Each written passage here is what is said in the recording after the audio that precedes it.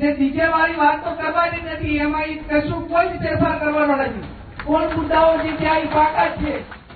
ઠાકોર સમાજના લગ્નમાં નહીં વાગે ડીજે. સમાજે જે નિયમો ઘડ્યા છે તેમાં ડીજે વગાડવા પરનો પ્રતિબંધ યથાવત રહેશે. વધતી મોંઘવારીમાં ખોટા ખર્ચા પર બ્રેક લગાવવા માટે તાજેતરમાં જ ઠાકોર સમાજનું બંધારણ ઘડવામાં આવ્યું છે, જેમાં લગ્નમાં ડીજે અને હલ્દી પ્રથા સહિતના વિવિધ નિયમો ઘડવામાં આવ્યા હતા. જો કે નિયમોનું ઉલ્લંઘન થતા ફરી એકવાર સમાજના આગેવાનો એકઠા થયા. ગેનીબેન ઠાકોરે ફરી સ્પષ્ટતા કરી છે કે ડીજે પર પ્રતિબંધના નિયમમાં કોઈ ફેરફાર નહીં થાય. બેઠકમાં વિવિધ મુદ્દે ચર્ચા કરવામાં આવી અને અંતે નિર્ણય લેવાયો છે કે જે 16 મુદ્દાઓ છે તેમાં કોઈ જ ફેરફાર નહીં થાય. હવે આ બંધારણ પાસ થઈ ગયું. હવે 2027 સુધી કોઈ ફેરફાર નહીં થાય. લગ્ન સહિતના પ્રસંગોમાં ખોટા ખર્ચ ન કરવા અને શિક્ષણને પ્રાધાન્ય આપવા માટેનું બંધારણ નક્કી કરાયું છે. આજ પાટણની મીટિંગ હતી, એમાં પણ અલ્પેશભાઈ એ સાઉન્ડમાં બોલ્યા છે, કેમ કે જે ડીજે વાળી વાત તો કરવાની નથી, એમાં કશું કોઈ જ ફેરફાર કરવાનો નથી. કોણ મુદ્દાઓ જે ત્યાં પાકા છે એમાં નક્કીને કઈ પણ આગુ બાજુ કરવાનું નથી. આપણે જે આ બાજુ મંત્રીએ કીધું એમ આ બાજુથી કઈ ભંગ પણ થયો નથી. પણ ક્યાંક પેલા ડીજે એટલે ધારો કે પેલા ઢોલ હોય, નાસિક ઢોલ હોય, પેલા તરતડિયા હોય, પછી ક્યાંક ને ક્યાંક ઘણું મીડિયામાં સોશિયલ મીડિયામાં જોઉં છું કે ટ્રેક્ટર વચ્ચે મેળે અને ટ્રેક્ટર નું ટેપ પગાર ઉપર લાગે ગેરીબેન નું માન રાખીને ટ્રેક્ટર ના ડીજે ની રમા.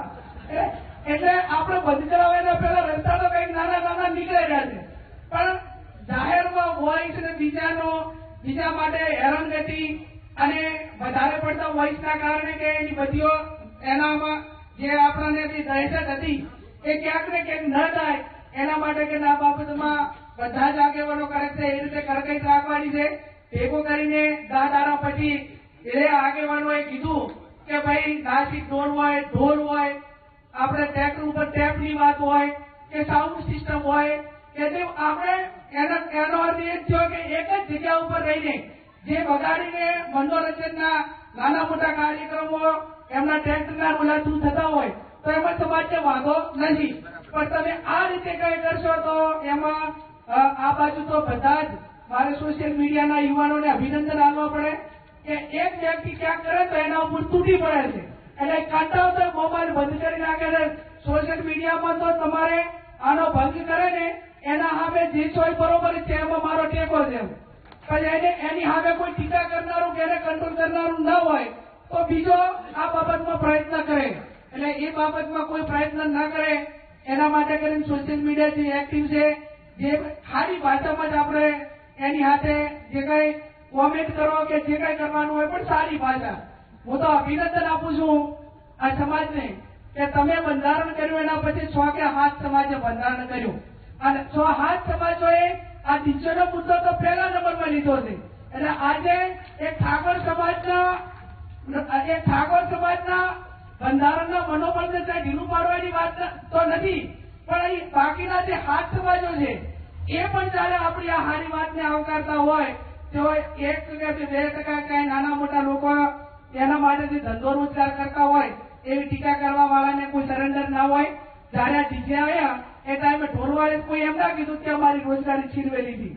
તો આ ઢોલવાળા કહે છે, વાહણાવાળા કહે છે, કોની બજાર વાળા કહે છે, કરિયાણા વાળા કહે છે, કાપડ વાળા કહે છે. એટલે આ બાબતમાં જે હવે બજેટ 2026 નું પાસ થઈ ગયું એ હત્યાની પહેલા આ બજેટમાં હું વ્યક્તિગત રીતે સમાજ વતી કહું છું કે કાંઈ ફેરફાર થવાનો નથી. તાજેતરમાં બંધારણના ભંગની જે ઘટનાઓ સામે આવી તેને લઈને પણ ગેનીબેને નિવેદન આપ્યું. કહ્યું, અઠવાડિયા પછી સાથે મળીને બેઠકમાં ચર્ચા કરીશું. જ્યારે બંધારણ દિવસની ઉજવણી થાય એ દિવસે જે મુદ્દાઓ આવશે એનું સોલ્યુશન કરવા માટેનો એ વખતે જે સમાજ ભેગું થઈને નક્કી કરે એ પ્રમાણે પ્રયત્નો કરશું. હું માનું છું ત્યાં સુધી આ કોઈ વ્યક્તિગત રીતે હું આ બાબતમાં કહી શકું નહીં. એટલા માટે કરીને કે આ બંધારણ 3 જિલ્લાએ સાથે મળીને બનાવ્યું હતું. હું ખાલી વાંચવા માટે નિમિત્ત હતી, પણ જે કંઈ સુધારા વધારા કરવાના થતા હશે એ બધા આગેવાનો સાથે મળીને જે નક્કી કરશે એમાં આજે મારે 2-3 ધારાસભ્યો જોડે વાત થઈ છે. 5-10 દિવસ પછી મળશે અને મળ્યા પછી આ બાબતમાં જ્યાં મિટિંગો નથી થઈ, જ્યાં કમિટીની રચના નથી થઈ, કોઈ કે ભૂલ કરી છે તો એના માટે શું કરવું, આ જે વર્તમાન સમયમાં જે 3-4 ઠેકાણે જાણવા મળ્યું એ બાબતમાં અઠવાડિયા પછી અમે સાથે મળીને એની વાત કરશું. ડીજેની જે નિયમ બનાવ્યા છે 16, એમાં ડીજેનો નિયમ છે પ્રતિબંધનો, તો ડીજે વગર પણ પ્રસંગ આપણે કરી શકીએ છીએ. હમણાં જ મારી દીકરી અને મારી ભત્રીજીના લગ્ન થયા, તેમાં મેં જે સમાજના નિયમો છે નિયમો અનુસાર જ કામ કર્યું છે, તો પણ પ્રસંગ સારો એવો ગયો છે અને તમામ સમાજ અભિનંદન પણ આપી રહ્યા છે કે તમે જે પ્રસંગ કર્યો છે એ ખૂબ સરસ કર્યો છે અને આવો જ પ્રસંગ હોવો જોઈએ. ક્યાંક ને ક્યાંક વ્યક્તિગત લાભોના કારણે ડીજેનો વિરોધ થઈ રહ્યો છે, બાકી સમગ્ર ઠાકોર સમાજ ડીજે ન વગાડવું એ માટે સમર્થનમાં છે. અગાઉ જે પણ સમિતિ બનાવી છે એ સમિતિની અંદર નિર્ણય લઈ અને જે પણ સમાજને શિક્ષણ હેતુ માટે જે પણ કાંઈ કરવું પડે એનો યોગ્ય નિર્ણય લઈ અને સમાજ કરશે. અમારી જે બાબર ખાતે દિયોદર તરસ્તા પાસે જે જમીન આવેલી છે એ લગભગ આજથી 60 વર્ષ પહેલા સમાજના હિત માટે શૈક્ષણિક માટે ખરીદી લીધી, પરંતુ એ જમીનમાં અત્યાર સુધી એકરૂપતા ન જળવાતા એ જમીન ત્યાં હાલ પડી છે. અમે આખા સમાજે મળી અને આજે એ જમીન સમાજના હિત માટે એ જમીન વેચવાનો સર્વાનુમતે એનો નિર્ણય લીધો છે અને એ જમીન વેચી અને એની રકમમાંથી અન્ય કોઈ જગ્યાએ ઘણી વિશાળ જમીન શિક્ષણના હેતુ માટે લેવી, આવો સમાજે સર્વાનુમતે નિર્ણય લીધો છે. જમીન હતી કેટલી હતી? જમીન લગભગ 3.5 થી 4 વીઘા છે.